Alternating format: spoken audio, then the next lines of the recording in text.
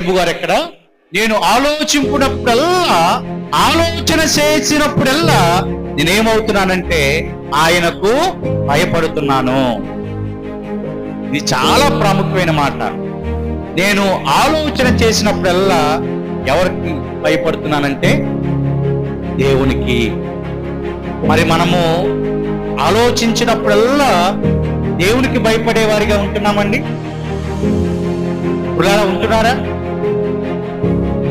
సరే, ఆలోచన చేసినప్పుడు కాకుండా మిగిలినటువంటి విషయాలలో అసలు దేవుడికి మనం భయపడుతున్నామా?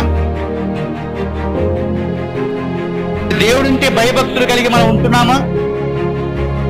ఉంటున్నారండి? ఉండాలి.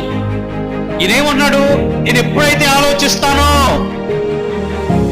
ఆలోచన చేసేటప్పుడల్లా కూడా భయపడుచున్నాను. ఆయనంటే నాకు